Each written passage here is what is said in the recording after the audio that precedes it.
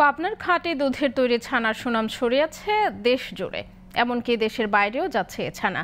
আর এ ছানা তৈরি হয় ডেমরা বাজারের 20টি কারখানায়। এসব কারখানায় কাজ করছে কমপক্ষে 2000 শ্রমিক। এলাকার অর্থনীতিতেও ভূমিকা রাখছে এই ছানা শিল্প। ছানা তৈরিতে কারখানা শ্রমিকদের প্রশিক্ষণ সহ বিভিন্নভাবে সহায়তা দেওয়ার কথা জানান জেলা প্রাণী সম্পদ বিভাগ। পাবনা থেকে আমিনুল ইসলাম জুয়েলের তথ্যচিত্রে ডেস্ক রিপোর্ট।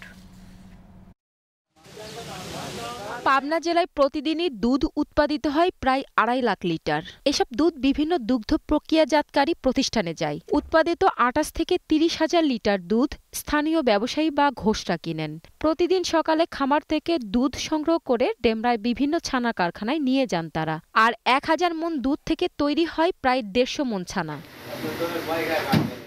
উৎপাদিত ছানা স্থানীয় বাজারে বিক্রির পর বাকিটা ছানা চলে যায় ঢাকা, সিলেট সহ বিভিন্ন জেলায়। প্রতি কেজি ছানা 280 টাকা থেকে 350 টাকা দরে কেনা বেচা হয়। আর কারখানাগুলোতে কাজ করেন 20 থেকে 30 জন শ্রমিক। বিভিন্ন এলাকা থেকে নদীর ঘাটে নৌকায় করে দুধ আসে, আমরা নৌকায় থেকে দুধ ব্যানে নামা নিয়ে কারখানায় নিয়ে যা কাজ শুরু করি। গরম দুধে বলের মধ্যে দিয়া আর কি ছানার একটা টক পানি আছে, ওই পানিটা দিলে ছানা হয় আর কি। প্রযোজন কর্মচারী আছে, প্রযোজন একজন এক মাপের এক কাজ করতেছে।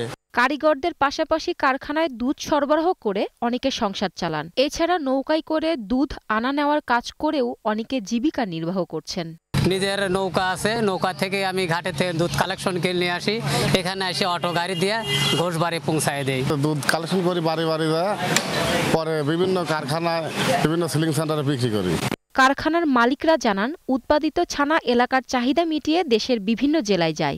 দেশের বিভিন্ন জায়গায় যায়, সব সারা বাংলাদেশেই মোটামুটি আপনার আমাদের পাবনা জেলার ছানা তাদের চাহিদা মেটায়। মানসম্মত ছানা উৎপাদনে স্থানীয় প্রাণী সম্পদ অফিস বিভিন্ন যন্ত্রপাতি দেওয়ার পাশাপাশি কারিগরদের প্রশিক্ষণ দিচ্ছেন বলে জানান প্রাণী সম্পদ বিভাগের এই কর্মকর্তা।